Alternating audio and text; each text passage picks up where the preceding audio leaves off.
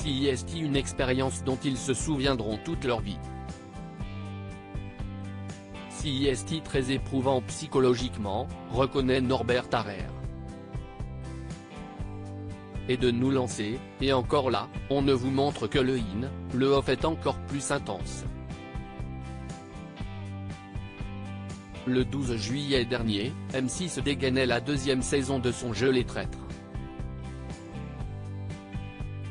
Ils étaient alors 18 célébrités à se prêter à l'exercice du mensonge, de la trahison et de la manipulation.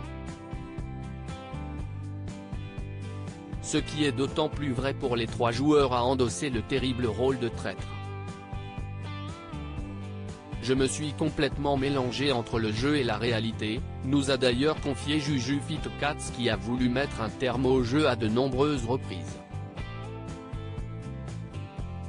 Le nombre de fois où je me suis dit « je ne veux plus, je ne veux pas », où je disais à la prod « je veux tout leur dire, j'arrête, je ne peux plus jouer », nous a-t-elle avoué. Et pour ne rien arranger, les moments off ont été un véritable casse-tête pour les candidats. Il faut dire qu'il était totalement immergé dans le jeu. Pendant les 10 jours de tournage, les célébrités vivaient sur place, dans le château de Val, à Bord-les-Orgues, un village situé entre la Corrèze et le Cantal. Sauf que certains moments de vie n'ont évidemment pas été filmés, comme lorsqu'ils mangent ou dorment, par exemple. CIST là que le bas blesse. Quand ils vont dîner, il ne faut plus du tout qu'ils se transmettent d'informations. Il faut que tous ces offres soient complètement protégés, nous explique le maître du jeu, Éric Antoine. Même chose la nuit. Ainsi, le couple de cette saison, Juju Fitcats et Thibaut InShape, ne partageaient pas la même chambre.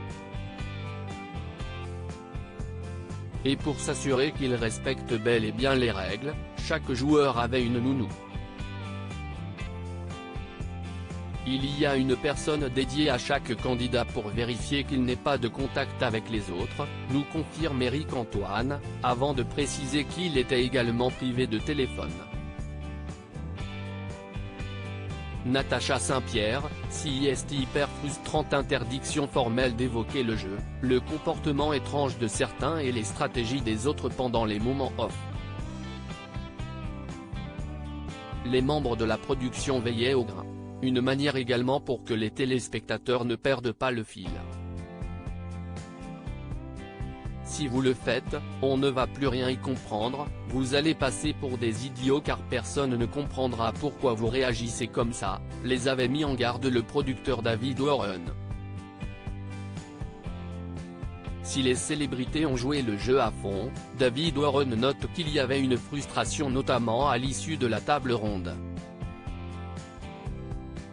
Après une élimination, ça se bataillait, ça se questionnait, c'était lourd. Tout le monde sortait et on leur rappelait, maintenant, on ne parle plus, raconte-t-il. Et Christopher de renchérir, c'était le plus dur. La table ronde, ça dure vraiment longtemps. CIST un H 32 heures de tension énorme. Une fois qu'on quitte la table, ça a été très difficile, pour moi, de faire abstraction et de parler de choses totalement différentes. Autre difficulté, parvenir à mener son enquête.